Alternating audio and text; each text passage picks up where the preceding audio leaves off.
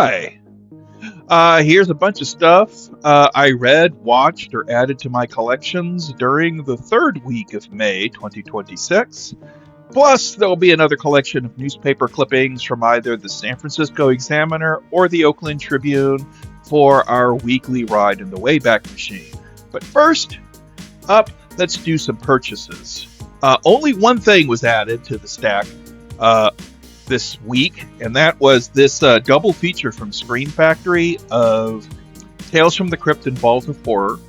It's a bare bones Blu-ray, but it contains the uncut version of Vault of Horror. Evidently, when Vault of Horror was released or re-released as Tales from the Crypt 2, there was some minor edits done to ensure a PG rating. So there is at the conclusion of the first story, which is Midnight Mess, if Daniel Massey is wiggling, or like, if you see a still image, that's the censored version. And at the end of the neat job, a moment, there's a still image, but if he's moving, you see the uncut version. There's also evidently the disc of the films. The two movies are on one disc, bare bones, just and there is a alternate one with the theatrical cut and an open matte uncut version. So I don't know. And as you can see, there's reversible art for this as well. But there are, it doesn't look like there is any, it just says Vault of Horror contains unrated and theatrical versions. I don't say anything about like bonus features or trailers or anything, but that's ephemera. While I like it and enjoy it, I'm all about just being able to have access to the movies, and I'm glad I've got access to the movies now. So that was the one purchase this past week, or at least what arrived, and so can be discussed here and shown. Puzzle wise, I have started, or I'm underway with the Titanic puzzle that I picked up at the exhibition at the Luxor in Las Vegas, and hopefully I'll have it finished in time for next week's episode of Stuff of the Week.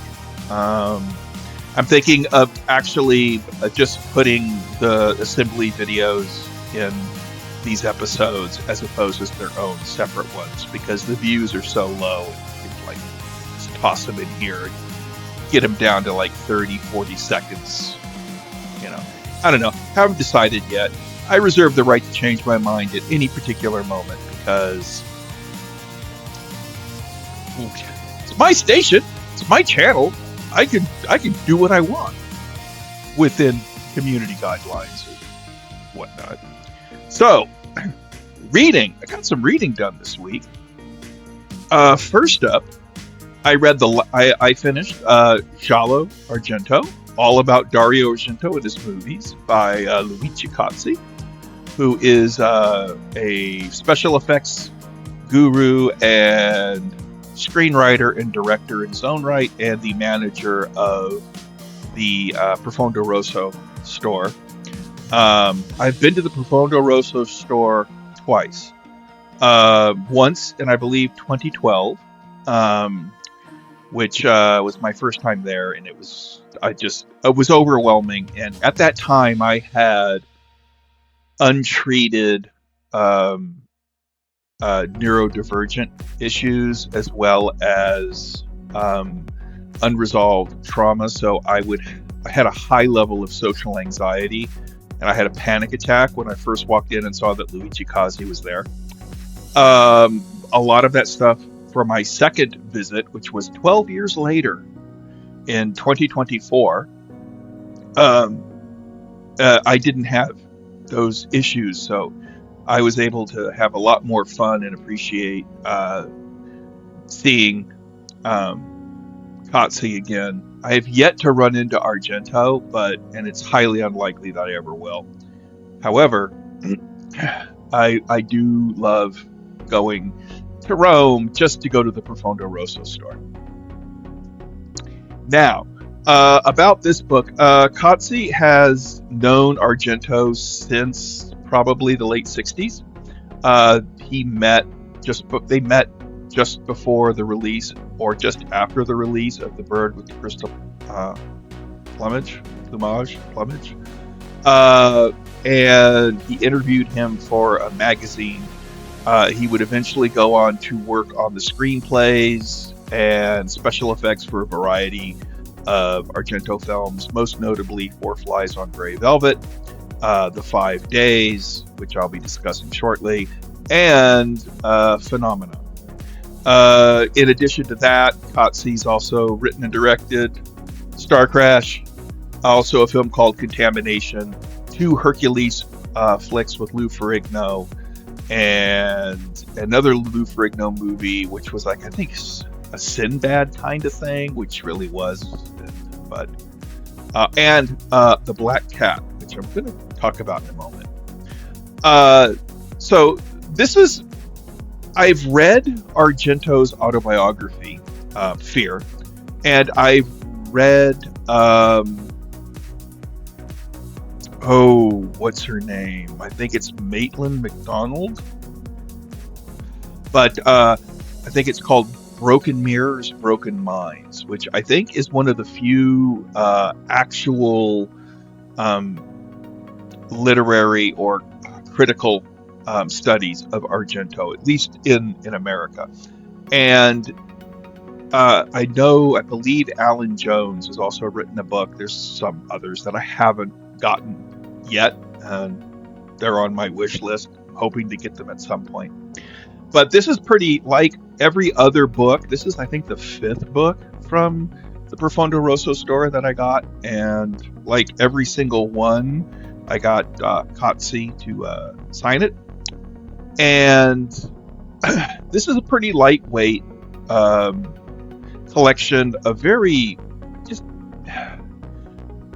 There's nothing really critical about it. It's just basically synopsis and a couple of some background information about the variety of films that Argento has made and produced, as well as television. So it's a really great little reference manual for that, and it's got a lot of pictures, because Argento produced Dawn of the Dead and several other films. So, no complaints here. It's pretty light, but I enjoyed reading it, and Kotze's probably a little too close to the subject to really have an objective critical eye. And he made an interesting thing about it was, Dario Nicolodi was kind of like one of the ethereal voices behind Suspiria and Inferno, and she had a final film in the Three Mothers trilogy written, which turns out to be The Black Cat, which Kotze took and rewrote and changed a bit, so it wouldn't be the conclusion of the Three Mothers trilogy. And Argento himself would end the trilogy with a completely separate movie that Daria had nothing to do with, called, I think it was The Third Mother, which is one of the few of his that I have, Argento films I haven't seen yet. So, excuse me. Fun little book, really lightweight, but filled with a lot of pictures. And again, it's a great little reference guide for Dario Argento and his work. And like I said, let me see. I'm gonna be really bad here as a subject that's coming up later. I did read a manga, the third volume of Delicious in Dungeon, which had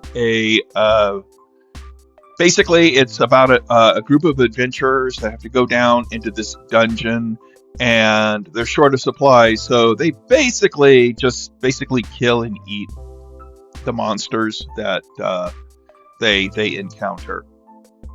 And in this one, we have fishmen, mermaids, tentacles, undine, a giant kraken, and a giant frog. And it was another. It's a fun little adventure, and but it's also one that will definitely get your stomach growling. Lightweight, fun. I have no complaints about it. This is one that I really enjoy reading, and I understand that it has been adapted into an anime. I think the anime's on Netflix, so I'll probably, now that I'm on the third volume, I'll probably start watching the series and seeing what it's like. This book fell over, but I started Fire Ice by Clive Cussler and Paul Kemprekos. As I said before, I think twice. I think Kemprekos actually wrote the book, and Cussler, it was his name was on there, and he probably came up with the idea. But I think this was maybe a piece of ghostwriting. Pretty light, frothy stuff. I just read the prologue and the first chapter, which has a tsunami wipe out a Maine fishing village, and the guy who spots the wave coming in, his name is Leroy Jenkins. So I don't think that was an accident. I kind of got ahead of myself because I wanted to talk about, the Dirk Pitt novels, and this is actually the Numa files, so it's kind of like Dirk Pitt adjacent. Admiral Sandecker might show up, but this is Kurt Austin, I think, and Kurt Austin and his team of Numa guys and gals, and maybe non-binary, I don't know. But this is basically, I've read the first two books, and I will say that they're basically, imagine like a James Bond movie, imagine like Moonraker, The Spy Who Loved Me. Imagine The Spy Who Loved Me, but done more in the style of a Walker, Texas Ranger episode. And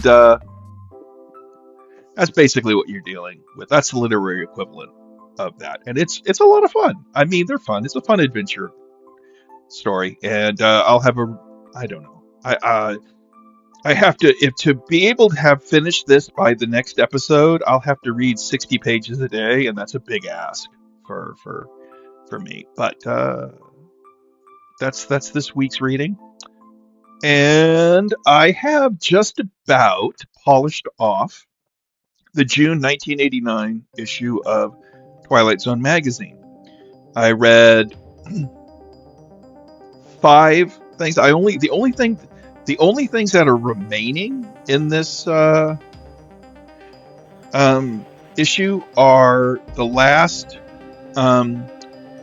are this thing about the show by show, Rod Serling's Night Gallery, the show by show guide, and I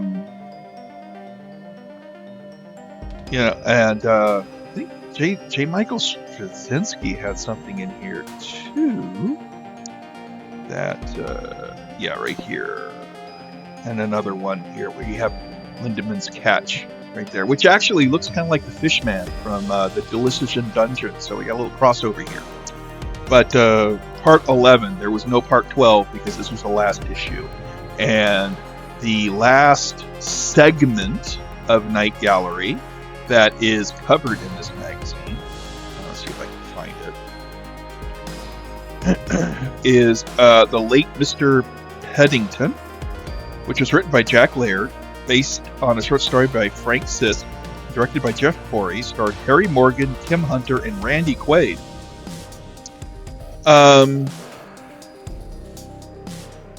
Oh yeah, which was also the Lindeman's Catch and A Feast of Blood, with which had starred Sandra Locke and Norman Lloyd. That's a great episode. But yeah, but that's as far as they got. I don't think they finished. They obviously didn't get a chance to finish the complete run of Night Gallery, and I don't know. I'll read it because I'm a completist. There's a few things there. But I've read the Rod Serling's Night Gallery After Hour Tour book, so I doubt there's anything in here that I don't already know, but you never know. I don't know. Do you? Nobody knows. Excuse me. And also, we have here an article by Roger Anker called Remembering Charles Beaumont, which is something I actually remember reading when this issue arrived in the mail, and it made me really excited about the book The Howling Man, which Anker edited and provided the introduction to. There is a nice, I wouldn't say it's in that twilight zone between think piece and short story, but it's your 3 minutes are up, and basically George Clayton Johnson gets a phone call in the middle of the night from Charles Beaumont, 20 years after Beaumont passed away from early onset Alzheimer's that had been brought on by some kind of disease he had that caused rapid aging. But and they have a brief little conversation, and he takes a little bit of a trip down memory lane, and it's just about the isolation of being a writer and the struggle to maintain the real world physical ties with your friends, and yeah, it's a nice somber and meditative piece that really shows the impact Beaumont had on his friends and the artistic community of Southern California that birthed Richard Matheson and George Clayton Johnson and many, many others. Speaking of Richard Matheson, we have a short story by Richard Christian Matheson, which is RC, as Toby Hooper liked to call him, is Matheson's son, and this is a short about a couple that goes to a carnival and goes into a photo booth, and the pictures that are taken may or may not be what they actually posed for. So it's a good little piece. There's a little thing here. It's called an article by Jennifer Steinhauer, and it's basically, I don't know if it's it's a puff piece about a book by Dougal Dixon called The New Dinosaurs. It's basically an art piece that posits, what if the dinosaurs had not gone extinct? What would dinosaurs that had been allowed for 65 million years of evolution, what would dinosaurs today look like? Or what would they be like? And that's what that book is, and I might actually search it out because it sounds cool. The last story in the magazine, and therefore the last story that ever appeared in an issue of Twilight Zone, is Exodus 2218 by Nancy Baker. And this is a story that basically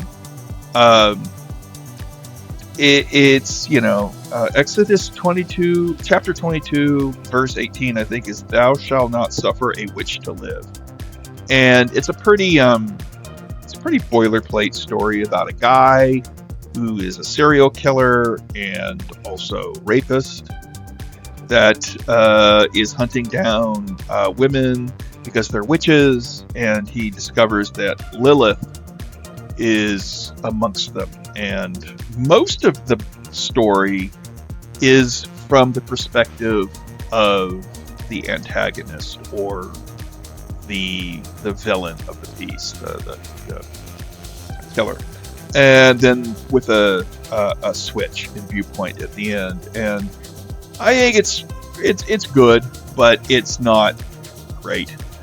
And there were better stories in. I think the standout story in this issue was Spuds, which was just hilarious. But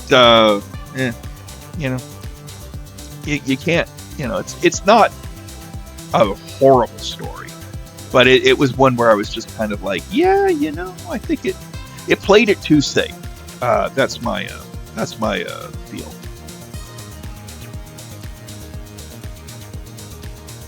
Now, jumping forward to viewing, theatrical release, Tanya and I went and saw The Sheep Detectives, which stars in the live actions segment of the movie.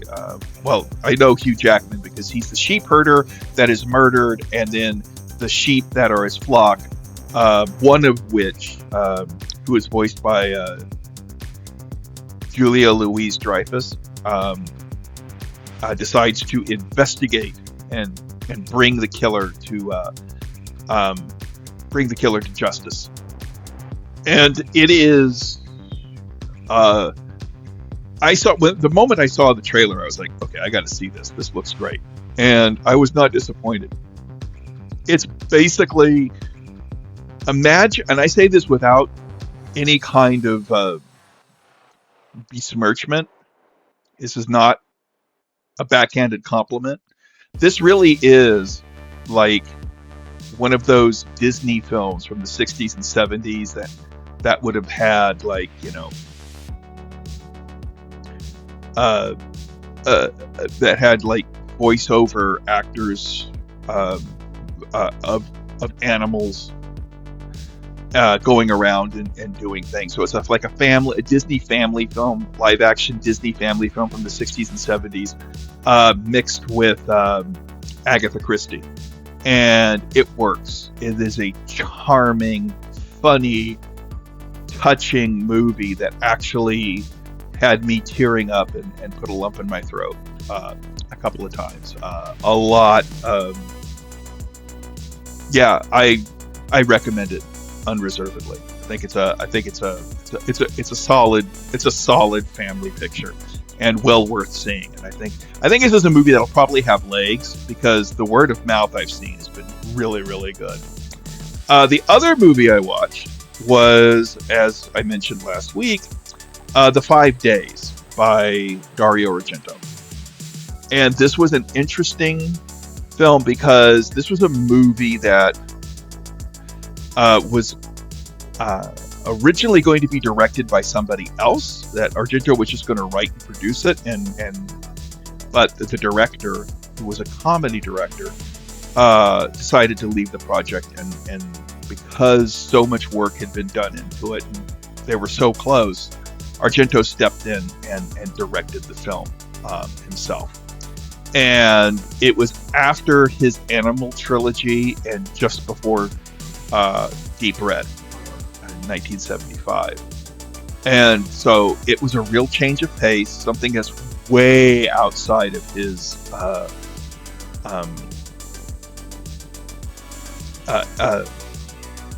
what audiences expect from Dario Argento. it would have been like what would have happened if John Carpenter had actually directed Santa Claus the movie. It's that kind of like really big change of pace. Uh, um, and it is a black comedy. Excuse me. And it is a political satire. And so, but it is also a political satire of of Italian politics and both contemporary and those about the unification of Italy in the 19th century, which is when this is set. And during, I think it was the siege of Milan in 1848. And I will say this, the film is a real mixed bag of really over-the-top slapstick comedy and something that looks like it could be out of a Buster Keaton or a Charlie Chaplin film.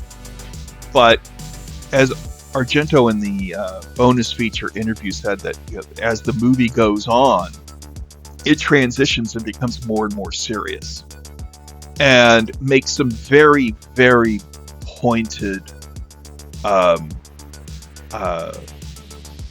comments about revolution, about who benefits from this kind of thing, who will capitalize on it, and who will benefit from it, and who will be actively harmed by it while they think they're fighting for their freedom or what have you.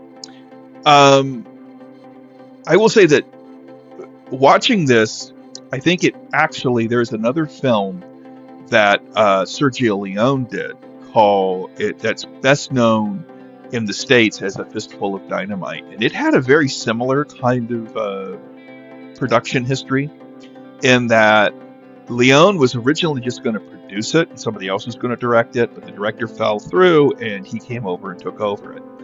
And the 5 Days and Once Upon a Time in the Revolution, or A Fistful of Dynamite, they actually kind of have the same very cynical, very bitter political point to make. There is a monologue in A Fistful of Dynamite that Rod Steiger's character gives about the revolution. That basically is a summation of the 5 days, and where are the poor people? They're dead. It's a pretty scathing film, and I did find myself laughing on occasion, but Argento by the end said, this is, while it's ludicrous and a lot of this is ludicrous and silly, there's a lot of active, calculated harm going on. And I think it's a really interesting change of pace for him, and it is probably it's probably the best period film I've seen of his, considering that the only other two I've seen are The Phantom of the Opera and Dracula 3D, neither of which are all that good and kind of suffer from choices he makes. There's also an interesting thing in that if you're going to watch this movie for plot, don't. It's very fragmented. It's very, like I said, Argento and narrative are not on speaking terms. And he really wants just a tactile, visual phantasmagoria experience with the viewer. And there was actually, in the Cozzi book, Giallo Argento, there was a comment made by an Italian critic about Argento, where he was compared favorably to Fellini. That Argento has a lot more in common with Federico Fellini. than he does, say, Alfred Hitchcock. Although he works um, in the thriller and horror genre, he does have this love, this adoration, this focus on the surreal, the dreamlike, the metaphoric, the allegoric. Logic be damned, it's all about getting the experience of a dream or a nightmare on the screen. And again, mileage will vary with people about whether or not that actually is their cup of tea, but I'm really glad I added the 5 days to my collection. It's a good film. I went in with like hesitant about, because of its rather contentious and confused standing in Argento's body of work, but it is definitely well worth seeking out. And I did not know this until I was watching it, but the lead actor is Adranio Celentano, who's really famous, and people will recognize. He has the famous. Just go to YouTube and search Italian Gibberish song. That's his song, and that's where I recognized him. I'm like, oh, it's that guy. I didn't recognize him, but yeah, and he's really good, and the song's really good. The movie's really good, although it's also very challenging and may do things and say things you might find questionable, but you won't walk away doubting the honesty at the heart of Argento's perception or of this, or his perspective on these. It's a pretty cutting and biting film, and I recommend it. And having reached this portion, we now are at the Wayback Machine for the vintage newspaper ads for dates concurrent with the work week of May 11th, Monday, May 11th to Friday, May 15th. So let's get in, strap in, and start our journey. The first stop we make will be on May 11th, 1978, and William Girdler's The Manitou starts tomorrow. The film version of The Manitou first dinged my burgeoning horror geek radar when I perused the paperback movie tie-in edition at our local Gymco. I remember being unnerved by the color photos on the back cover, and I believe that were in the center of the book. I remember it as them being in color. I don't know if they were or not. And feeling that the movie looked way too scary for me. Just way too scary. Years later, I would finally catch up with it on either home video or television, and find myself both amused and somewhat unnerved by it. While the movie is admittedly awash with over-the-top cheesy zaniness and some rather questionable choices, it also has one or two really effective moments. The best of which, I argue, is the birthing sequence, which really, really works. And shows that the late William Girdler had legit talent as a director. And who knows what he might have done if he had lived. We're going to zip back 58 years, it looks, to May 11th, 1920. And Current Opinion magazine examines the Hoover Menace as the national conventions in the Chicago and San Francisco areas approach. I'm assuming Democrats in San Francisco and Republicans in Chicago. I'm assuming. I don't know. I didn't check. Also of interest, for me at least, is an article listed called "The Illuminating Letters of Henry James." I'd read that. All right, we're going to bump forward 56 years to May 12th, 1976. And 2 years before The Manitou opened, which was a posthumous release for William Girdler, it was his last film. He had died earlier in 1978 in a helicopter crash in the Philippines while scouting locations for a film. But on May 12th, 1976, his Jaws knockoff for Edward L. Montoro, Grizzly, started today. Now, while Jaws made me afraid of the ocean and the unseen terrors lurking in its impenetrable depths, Grizzly made me terrified of the potential dangers of camping in the woods. In May or June of '76, when I was 8 or 9 years old, Grizzly seemed a tad plausible. Today, it just looks and feels like what it is, a quickie Jaws cash grab.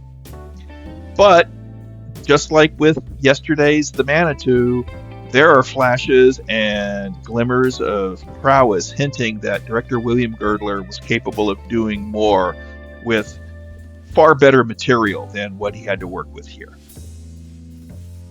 I still like the movie, though. I have it on Blu-ray.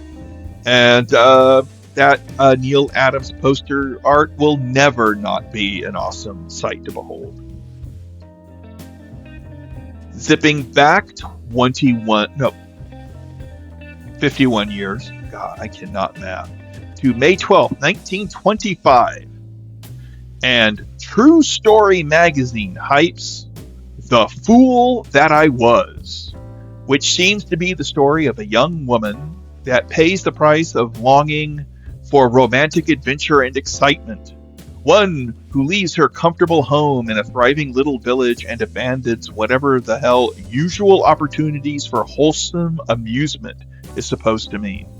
This poor unfortunate soul named Alice rues the tragic mistake that brought her such agony of mind and soul.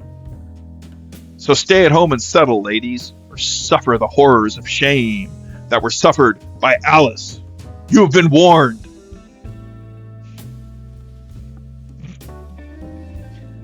All right, we're gonna zip forward 52 years. May 13th, 1977. A lot of 70s stuff going on here. And The Car, appropriately enough, seeing it's Friday the 13th, starts today. Star James Brolin is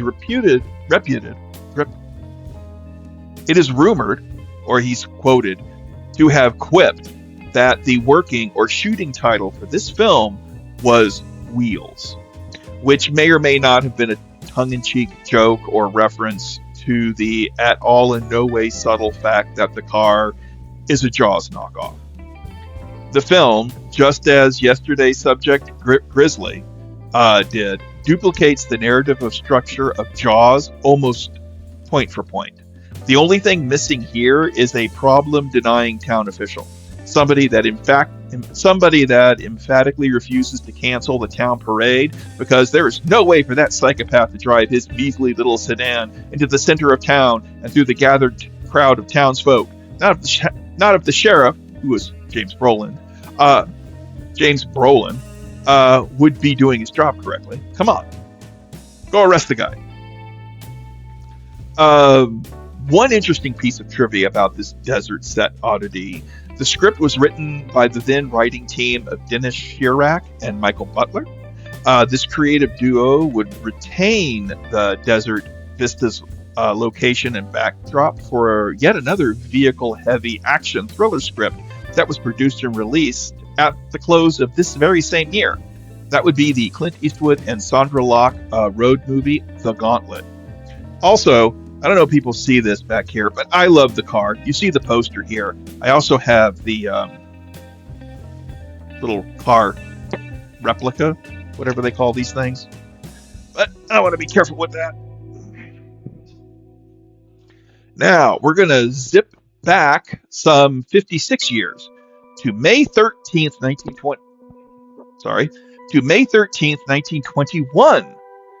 And we have an ad here for something called the Cosmopolitan News, which appears to have been a marketing gimmick to acquaint the public with the writers and the illustrators who make Cosmopolitan America's greatest magazine. Of interest to me here would be a mystery story by Louis Joseph Vance, titled Alias the Lone Wolf, as well as a Mary Roberts Reinhardt article detailing an amusing incident that befell a picturesque village of cliff dwellers in the Arizona desert. Granted, it was the A Comedy of Terrors header that grabbed my interest and attention. But yeah, I'd read that. Now we'll shoot forward 60 years to May 14th, 1981, and The Hand starts tomorrow. The Hand was the second of only 2 horror films to be written and directed by Oliver Stone, best known for films like Platoon, Born on the 4th of July, Talk Radio, and some other stuff. The Doors. The first horror film he did was an underseen oddity from 1974 that was titled Seizure, which starred Jonathan Frid, best known as Barnabas Collins in Dark Shadows, and Martina Beswick, who might be best known for her role in Thunderball and for her appearance in the Hammer film Dr. Jekyll and Sister Hyde. While I remember the ad campaign, both the newspaper ads and TV spots, and reading about the film in both the pages of the Twilight Zone magazine and Fangoria magazine, I would not see the film itself until it debuted on HBO or maybe home video. Although I did part with some coin in the spring of 1981 in order to purchase the source material's retitled movie tie-in edition. But I never got around to actually, reading it. So it goes. While I'm on the subject of somewhat embarrassing, to me at least, admissions, while D-Day had been one of my favorite characters in Animal House, I did not recognize character actor Bruce McGill in the film as the same actor that had played D-Day. Then again, I was all of 13 or 14 years old at that time, and honestly was paying far more attention to the presence and work of Adrienne Barbeau. So we're going to zip back now. Little under 60 years to May 14th, 1926. And here we have the Oakland Tribune hyping the start of the serialization of a novel called The Man the Women Loved by Ruby M. Ayers. And all I could learn about this was that Ayers was a prolific and quite popular romance writer. Kind of like the Agatha Christie of romance. She was, I think she wrote in excess of 100 books. But it's very popular. May 15th, 1951. And Abbott and Costello Meet the Invisible Man starts today. This was 3 or so years after the Vincent Price voiced cameo appearance of the Invisible Man at the end of Abbott and Costello Meet Frankenstein. And it took that 3 years for the famed comedy duo to return to the Universal Monster well for this entertaining and special effects Latin romp. It has a better reputation than most of the other Abbott and Costello movies of the early to mid 50s, but I'll fess up to having a greater nostalgic affection for Meet the Mummy, which was their last film, and also Abbott and Costello meet Dr. Jekyll and Mr. Hyde, because they brought back Boris Karloff for that, and there was a monster transformation in that, and yeah, we all have our favorites. The second half of this double feature is The Fat Man, which was a film adaptation of the popular radio mystery series of the same name. Whether it was meant to or would have birthed a series of films featuring the titular corpulent detective is moot, as Dashiell Hammett's imprisonment during the Blacklist era killed the radio show which he had created, and I might suspect any interest in a cinematic series version. This also of interest to genre or geeks would be that this was directed by William Castle before he hit it big with films like Macabre and 13 Ghosts, The Tingler, Mr. Sardonicus, and more. Our final stop on our trip in the Wayback Machine will be on May 15th, 1920. Where the Literary Digest asks if Woodrow Wilson would or should run for a third term as president. Short answer, no. Long answer, I think he had a stroke by then, and his wife may have been a ghost president for him at that time. But yeah, he didn't run for a third term, and I think Warren G. Harding came in, followed by Calvin Coolidge, and then Herbert Hoover, and then FDR, yeah, so on and so forth. But yeah, Literary Digest, May 15th, 1920. That's our last stop before we return home to the present day. Please gather up your belongings as you exit the Wayback Machine and prepare to go about your day and whatever you're going to do now that I'm going to close down here. And there we have it. It's another pile of stuff packed and stacked. It's been a kind of a week here. We had a couple of things happen, so I'm kind of not on my A game. This is more like my B, C, D, maybe F game, but I'm here and I'm playing. So now that it's all done, it's time to start on next week. Not much to give you a foreshadowing of what will be in next week's stuff of the week, but I can tell you that one of the things will be Obsession, which is opening on Friday, May 15th, and I will be going to see that ASAP because I am crazy stoked to see that movie. I think the only other movie that's coming out this month that I am even more stoked about seeing is Kane Parsons' The Backrooms, which I already have tickets for. And then there's like Mandalorian and Grogu because, Baby Yoda. All right, that's it, folks. I'll be talking at you later, and have fun, okay? Bye.